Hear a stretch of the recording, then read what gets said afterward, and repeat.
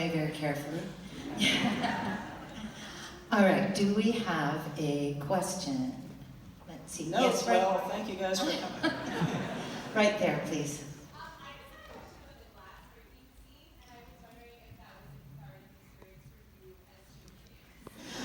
The question is about the glass breaking scene. Was that cathartic for you as human beings? Yes.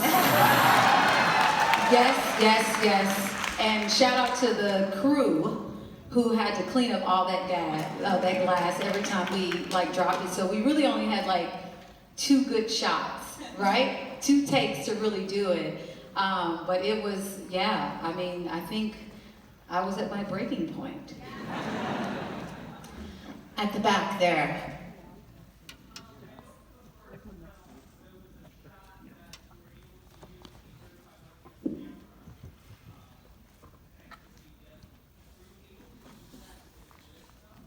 No, we couldn't ship it to Greece. So, but Steve is made the movie look beautiful, and to me, I watch it and it feels filmic. So I was happy. Okay. Sorry, I'm having a hard time seeing against the lights. Any other questions? Oh yes, right there, please. Where'd y'all shoot that at? So we were in Greece.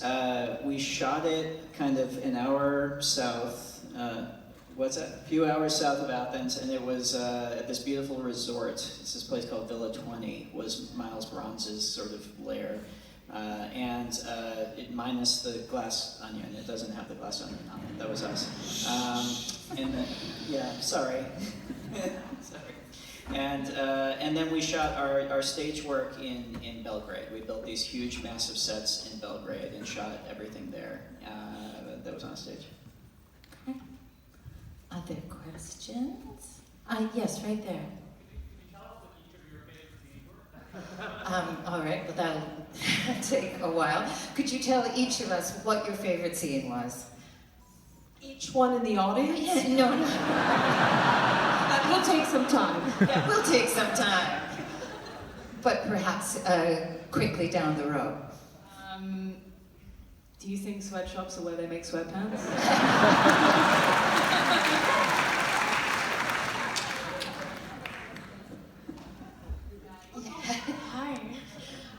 I have to agree with Janelle. I think smashing the glass was my favorite scene. We also were nursing marks for a couple weeks, so we became very acquainted with that whole set, and I very much enjoyed it. I think coming in tonight, not having seen it, of course, understandably a little tense, a little nervous, and so I don't think I'll ever forget the first sort of 10 minutes of the movie with all you guys, just it being it was so funny, and seeing it all cut together, my shoulders went down, so yeah, that was really special. I would also say probably the whole sequence in the the dining room, living room, Miles Bronze, amazing house. That was a really fun to watch and fun to shoot because we were in there for some time and it was a real bonding experience. I'm gonna go with Leslie on this one. I loved seeing all of us come together because we didn't get that opportunity. We only did it in rehearsal, actually. We did it all together in rehearsal and then we shot it all separately. So to see that for me was, I had the same thing. I was like, oh, there we are. Hi. I think my favorite, I'll have to say, it's a scene that you guys didn't see. The scene of us all being together outside of working on this movie. Yeah, we really bonded. I mean, we're in the middle of making a murder mystery film and we literally were having murder mystery parties on Saturdays every weekend. Rian would send a handwritten note to us all and I think, it was a life-gasm. Invitations. Being able to bond with everybody. This is what it's about. It's the human experience, you know, fuck that we act and we make art and we do all these things, but it's really the people that you have these experiences with that makes them so fulfilling and rich. And I'm forever grateful to have had this moment with every single person on the stage and the whole crew.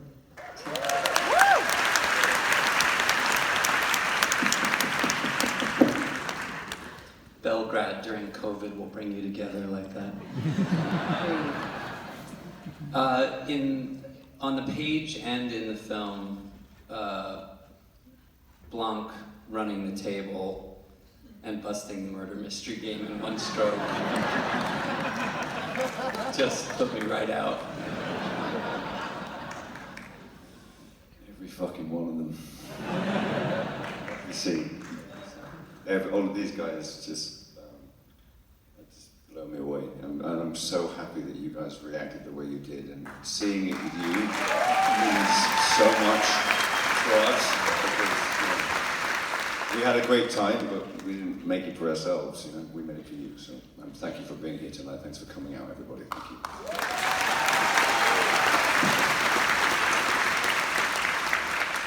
Down in front, please.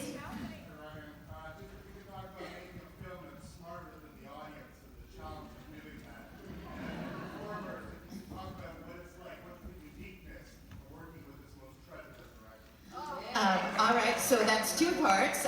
Ryan, what's it like making a film that's smarter than the audience? My grandfather, ladies and gentlemen.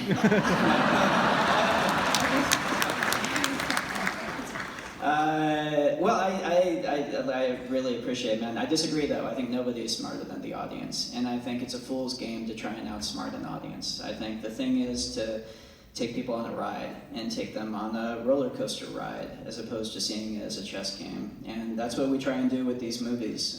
They're whodunits, but at the end of the day, they're movies. And movies are there for us not to sit there and puzzle over what the solution is to them. Movies are there to sit in a big crowd and have a blast. So that's always the object. Yeah, sure. Yeah, that was it. And what was the second half? Of course, how could I? If the actors would like to speak about working with this tremendous man, this tremendous talent here, that puts them terribly on the spot, you know. This is my second time, and I hope we do it. I'd work with this man for the rest of my life for a minute. It's just... Okay. Ryan cares about, like, you get this, when I first met with Ryan, I was like, oh, he cares about me as a person, not what I can do, not, like, and that permeated throughout the entire shoot. He never lost his cool, and there was some stuff that, happened. But Ryan was always cool, collected. He asked questions outside of the work. He was a great collaborator. Any ideas that I had, I always felt comfortable coming to him. And I'm like, I get to work with Daniel Craig, Edward Norton, like all these amazing actors, and here I am kind of nervous and da-da-da-da. But talking to Ryan, he just made me feel like, I'm supposed to be here.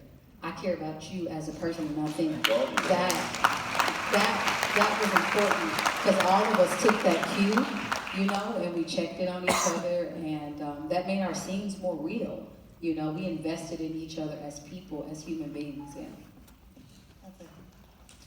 Here, please.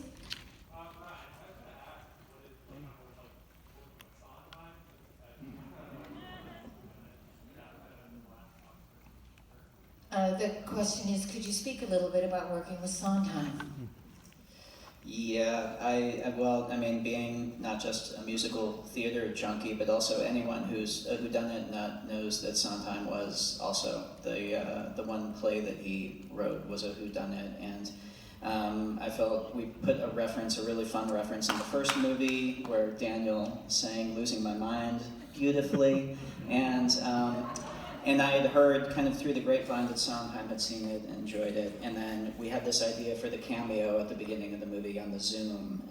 And for those of you who don't know, Stephen Sondheim was one of the people on that Zoom playing Among Us at the beginning. And God bless him, he was incredibly game for it and was so lovely. For me, I'm so happy he's here in the movie. I'm even more happy that I got 10 minutes on the Zoom with him just to tell him how much his work meant to me.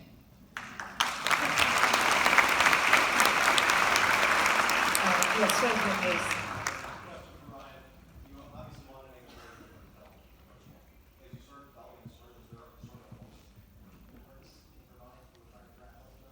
Could I repeat that? So it's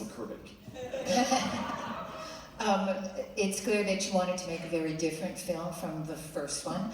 Was there one governing principle about what the point of difference was going to be? No, there wasn't like one big thing. I mean, obviously the setting and the fact that you go from cozy New England to Greece was a big obvious one. To me, though, the bigger thing was just that it had a very different narrative gambit to it, and that it was trying something different and unique, and that tonally, I was going to kind of go where the characters led me, which, given the characters in the movie, ended up to a slightly bigger place. So no, it just maybe the actors. So no, it wasn't one specific thing, but it was just overall, generally, just and it was less like, you know, lashing myself to the mast of this has to be different. It was more, I don't think I would be creatively excited about just redoing the first. So it was just giving myself the freedom to make it different, to make it creatively exciting to do, I guess. There's right there. I see you. Go ahead.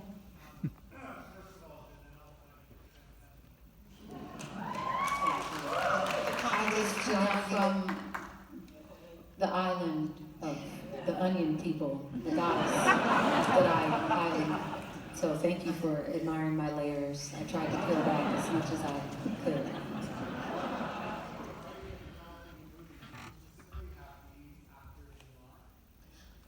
Ryan, when you were developing and writing the film, did you specifically have this group of actors in mind? Only Daniel, just Daniel, and no, everybody else. It's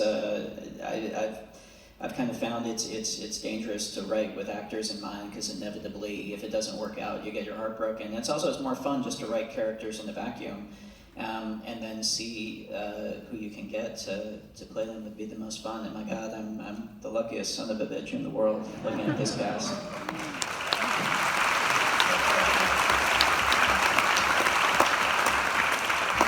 Right there in yeah.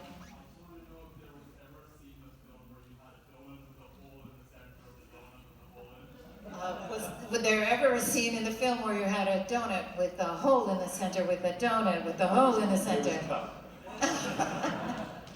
You have it on good authority. It was cut. Down here, yes.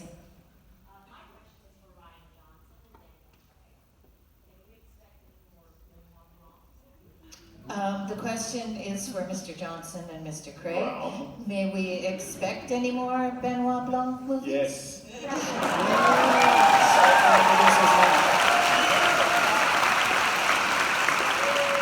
I'm going to keep making these until Daniel blocks me on his phone. That's my plan. Did it work? Yes, go ahead.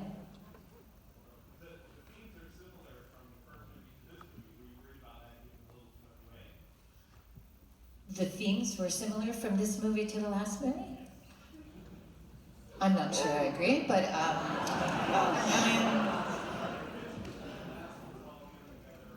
oh, rich entitled assholes all getting together. I'm just quoting, sir, I'm just quoting. No. I mean, to me, that's just a byproduct of the very purposeful choice of these movies being set in America in the present day, I think.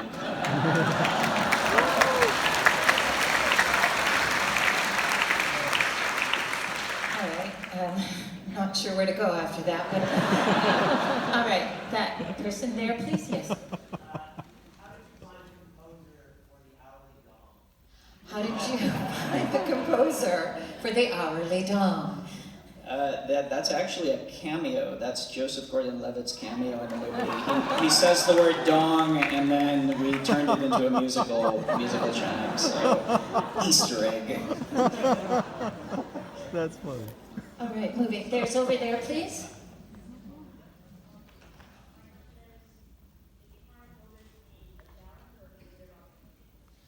Interesting question. Did you find COVID to be a challenge or a creative opportunity? It was a sadness, really, because although we were in our bubble, which is the actors and the sort of crew around us, we couldn't get to socialize with the rest of the crew, and sort of it was an odd experience working with people so closely and never getting to know getting to know them really. It was that was one tiny sadness and a wonderful experience. All right, another question? All right then. Up there. Hi. Go ahead, yes. I noticed that the film has some strong environmental messages. All right, we've got two. Stereo. All right, yes, so we'll take one and then the other you choose. I don't know where the other questioner is. I'm too high up. Go ahead, we're speaking to you. Okay. I noticed that the film has a number of strong environmental messages. Can you speak a little bit more about that? The film has strong environmental messages. Can you speak a little more about that? No, I mean, you know, I think what's in the film is kind of like in the film. Yeah, I don't know if it ever is fun to speak about messages. It's more fun to put them in a murder mystery. But yeah, I appreciate it. All right, we have, and the second question from the balcony? Was Edward Norton dressed like Frank T.J. Mackey on purpose? Was Edward Norton dressed what? Like Mackie. Oh, I see. Was Edward Norton dressed as Mackie on Was purpose? Frank Mackie on purpose. Who's Mackie? No, in the from Magnolia. Miles Braun has never had an original idea in his life.